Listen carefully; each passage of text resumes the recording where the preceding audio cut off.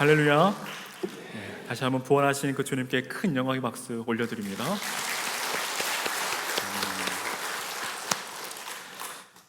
사랑 여러분, 우리 주님 부활하셨습니다. 믿으시면 큰 소리로 아멘. 아멘.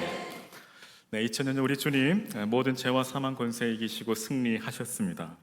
그리고 부활하신 주님 지금도 살아계셔서 하늘 보좌 우편에 앉아 계시며 지금도 성령으로 우리와 함께 하심을 믿으시기를 바랍니다. 특별히 오늘 부활주일을 맞아서 다시금 그 부활의 참 의미를 우리 깊이 좀 상고하고 또 부활의 그 증인의 삶이 무엇인지를 함께 살펴보고자 하는데요. 또 이후에 성례식과 또 성찬식에 있어서 좀 짧은 시간 또 말씀을 통해 은혜를 나누고자 합니다. 오늘 본문은 소위 이 부활장으로 불립니다. 안타깝게도 당시 이 고린도 교회 안에는 이 부활의 산소망이 완전히 사라지고 말았습니다. 그들은 부활을 부인했고 부활을 인정하지 않았습니다. 그러니까 이 사도 바울은 고린도전서 15장 14절에 그리스도께서 만일 다시 살아나지 못하셨으면 우리가 전파하는 것도 헛것이요 또 너희 마음도 너희 믿음도 헛것이라고 말합니다. 그러니까 부활이 없다면 전파하는 것과 우리의 믿음이 다 헛되다라는 것입니다. 즉 부활 문제는 신앙의 근간을 흔드는 매우 중요한 주제라는 것이죠. 그러니까 고린도전서 15장 17절에는 그리스도께서 다시 살아나신 일이 없으면 너희의 믿음도 헛되고 너희가 여전히 죄 가운데 있을 것이라고 말합니다. 그러니까 믿음이 헛되다라는 말을 반복하고 있습니다. 그리고 죄 문제가 해결될 수 없다라고 말합니다. 그러니까 예수님이 부활 없이 십자가에 죽은 것으로 끝나버리면 기독교는 성립되지 않습니다. 우리의 죄 문제도 여전히 해결되지 못합니다. 그러니까 부활이 없는데 예수를 믿으라고 말한다면 기독교는 역사 속 최대의 사기극입니다. 우리의 신앙도 무의미해집니다. 그래서 고린도전서 15장 19절에 만일 그리스도 안에서 우리가 바라는 것이 다만 이 세상의 삶뿐이면 우리가 더욱 불쌍한 자라고 사도 바울은 말합니다. 여러분, 부활이 없다면 그냥 죽음으로 끝나버립니다. 그렇다면 우리의 삶 자체가 너무도 헛되다라는 것이죠. 그러니까 우리의 삶이 100년을 살아도 죽음으로 끝나버린다면 참 허무할 겁니다. 인류의 최대 문제는 무엇일까요? 경제, 환경, 바로 이 죄의 문제입니다. 왜냐하면 죽음이란 모든 것을 한순간에 다 망가뜨립니다. 죽음이 닥치면 모든 것이 끝입니다. 죽음 이후에는 어떤 계획도 세울 수 없습니다. 그러니까 일평생 땀 흘리고 수고하고 모은 그 모든 것들이 아무런 의미가 없어집니다. 세상에 살 때야 성공한 사람, 실패한 사람 차이가 있어 보이지만 결국 모든 인간은 죽음의 끝을 맞이합니다. 죽음에는 예외가 없습니다. 그러니까 삶과 죽음이 붙어 있습니다. 우리는 생명에 관한 결정권을 가지고 있지 않습니다. 이런 교수님께서 살아생전에 이런 말씀을 하셨습니다. 젊은이는 늙고 늙은이는 죽는다. 매우 단순한 말이지만 죽음은 불변의 법칙이라는 것입니다. 문제는 죽음으로만 끝난다면 인생이 너무도 헛되다라는 것이죠. 그래서 오늘 사도 바울은 예수 그리스도의 재림과 더불어 성도들이 누리게 될 그 부활의 영광과 또 궁극적인 그 승리에 관해 오늘 증거하고 있습니다. 결론적으로 본문을 통해 우리가 깨닫게 되는 사실은 성도들이 지니는 이 부활 신앙이란 그저 미래에 일어날 그 종말론적인 사건에 대한 지식이 아니라 매일매일 직면하는 그 현재의 삶의 원동력이라는 것입니다. 그렇다면 이 성도의 현재의 삶의 그 원동력의 그 근거가 무엇인지 좀 더 말씀을 통해 자세히 살펴보고자 합니다. 여러분, 성도의 죽음은 하나님 나라를 유업으로 받기 위한 하나의 과정입니다. 여러분, 50절의 사도 바울은 혈과 육은 하나님 나라를 유업으로 받을 수 없고 또한 썩은 것은 썩지 아니한 것을 유업으로 받지 못한다라고 말합니다. 그러니까 여기서 혈과 육과 하나님 나라, 또 썩은 것과 썩지 아니한 것은 대립되는 두 개념이죠. 즉 혈과 육, 썩은 것은 불완전하며 죄 아래 있는 것이며 하나님을 대적하는 것인 반면 하나님 나라, 또 썩지 아니하는 것은 완전한 것이요 또 거룩한 것이며 하나님을 영화롭게 하는 것입니다. 따라서 인간은 장차 썩어질 현재의 육체를 입은 상태로는 하나님의 나라를 들어갈 수 없습니다. 그 유업을 받을 수 없습니다. 우리가 아는 것처럼 우리는 그리스도 안에서 새롭게 거듭난 자입니다. 그러나 거듭난 것은 우리의 몸이 아니라 우리의 영혼이죠. 우리의 몸은 예수님을 믿은 이후에도 여전히 죄 아래 있을 때 그 몸 그대로입니다. 그러므로 우리가 현재 몸을 가진 채로는 하나님 나라에 들어갈 수 없다라는 것입니다. 즉 현재 우리는 하나님 나라의 시민권을 가지고 있지만 지금의 상태로는 결코 하나님 나라에 들어갈 수 없다라는 것이죠. 우리가 하나님 나라에 들어가려면 썩어질 이 현재의 육체를 벗고 썩어지지 아니할 새 사람, 새 몸을 입어야 합니다. 그러면 우리가 어떻게 이 육신을 벗고 새 사람을 입을 수 있을까요? 그것은 오직 죽음으로만 가능합니다. 분위기가 갑자기 안 좋아지는 것 같아요. 여러분, 우리의 영과 몸은 살아있는 동안에는 밀접하게 연합되어 있어서 결코 분리될 수 없습니다. 오직 죽음으로만 우리의 영과 몸은 분리됩니다. 그러므로 우리가 이 죄의 몸을 벗으려면 반드시 죽음의 과정을 거쳐야 합니다. 그러므로 우리가 이 죄의 몸을 벗으려면 반드시 죽어야 한다라는 것이죠. 물론 우리가 죽는다고 해서 곧바로 새 몸을 입는 것은 아닙니다. 새 몸은 그리스도께서 재림하신 그날 우리는 신령한 몸으로 변화되게 되죠. 그러나 무엇보다 우리가 새 몸을 입기 위해서는, 신령한 몸으로 변화되기 위해서는 먼저 죽음을 거쳐야 한다라는 것입니다. 죽음이 선행되어야 한다라는 것이죠. 그래서 여러분, 우리의 죽음은 하나님 나라를 유업으로 받기 위한 하나의 과정이요, 또 반드시 거쳐야 하는 관문이라는 것입니다. 이처럼 성도의 죽음은 세상 사람들이 생각하듯이 모든 것이 끝나는 것이 아닙니다. 모든 것의 끝이 아닙니다. 종착역이 아닙니다. 불행도 아닙니다. 그것은 오히려 영원한 복과 소망의 출발점이요, 시작이라는 것이죠. 그래서 여러분, 예수 믿는 사람은 언제 죽어도 괜찮습니다. 담대하시기 바랍니다. 그러니까 나이가 들어서 허무한 것이 아닙니다. 부활의 신앙을 가진 사람은 나이가 들어도 허무하지 않습니다. 더욱 소망이 넘치죠. 그날이 더욱 가까이 다가오기 때문입니다. 그러니까 영혼을 사모하는 마음을 가지면 매일의 삶이 새롭습니다. 우리 안에는 다시 살리시는 영이신 성령이 거하십니다. 고로 육체적으로 죽는 것을 두려워하지 마십시오. 이미 우리 안에 영생이 시작되었음을 믿으시기를 바랍니다.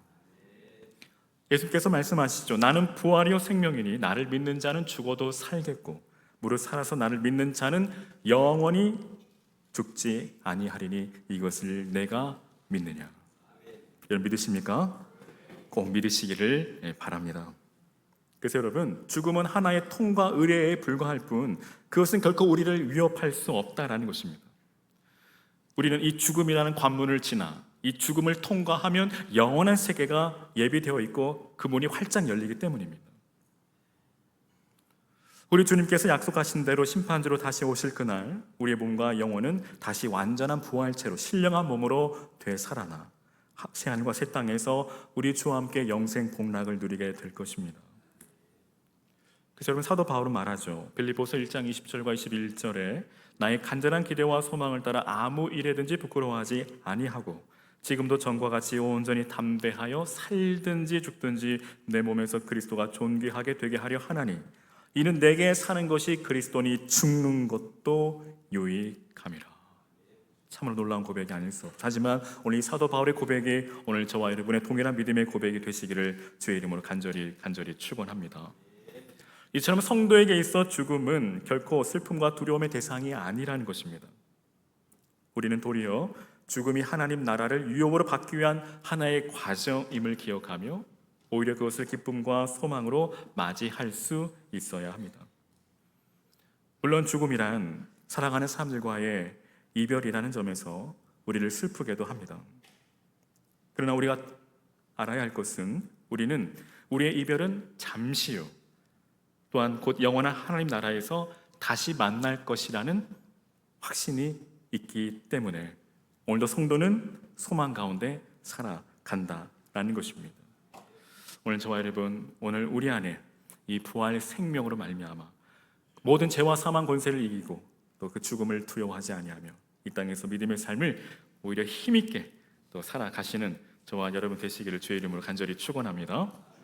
여러분, 계속해서 성도의 현재 삶의 그 원동력의 근거는 무엇일까요? 여러분, 사망 권세는 예수님의 재림 때 완전히 꺾이게 된다는 사실입니다. 오늘 51절과 52절은 예수님의 재림 때 일어날 그 현상에 대하여 설명합니다. 그래서 마지막 나팔이란 주님의 재림을 알리는 신호입니다. 그러므로 주님의 재림의 때를 가리킨다고 할 수 있죠. 진실로 우리 주님은 마지막 때에 이 천사장들의 나팔 소리가 울리는 가운데 다시 오실 겁니다. 즉, 예수님의 재림은 공개적입니다. 모든 사람이 충분히 알도록 그렇게 예수님은 다시 오십니다. 본문에서 사도 바울은 그때 일어날 일들을 우리에게 소개합니다. 먼저 우리가 다 잠을 잘 것이 아니라고 말합니다. 이 말의 뜻은 죽음의 중단을 의미합니다. 이참 여러분, 예수님의 재림과 동시에 가장 먼저 일어나는 일은 바로 죽음의 중단이라는 것입니다. 근데 여러분, 실제는 어떻습니까?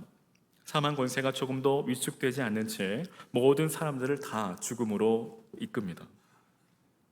불신자는 물론 위대한 믿음의 사람들도 가리지 않고 죽음으로 이끕니다. 사도 바울의 이 말은 바로 여기에 답이 될 수 있다라는 것이죠. 즉, 죽음이 여전히 기승을 부르고 있는 것은 사실이지만 예수님 재림하신 그날 그 기세가 완전히 꺾인다라는 것입니다. 다음으로 우리가 홀연히 다 변화될 것을 말합니다. 이 말의 의미는 무엇일까요? 단지 죽음이 주장하지 못할 뿐 아니라 더 이상 죽음이 주장할 수 없는 상태로 성도들이 변화될 것을 말합니다. 그대로 죽은 자들이 썩지 아니할 것으로 다시 살아날 것이라고 말합니다. 이 말의 의미는 그것은 바로 사망이 과거에 역사했던 그 결과에 대한 반전으로 예수님의 그 부활 이후에도 사망은 여전히 기세등등하고 사람들 가운데 역사합니다. 물론 지금도 역사하고 앞으로도 당분간 이 기세는 계속될 겁니다. 그러니까 이렇게 볼 때 예수님의 부활로 실제로 달라지는 것은 전혀 없는 것처럼 보입니다. 근데 결국 어떻게 된다라는 것일까요?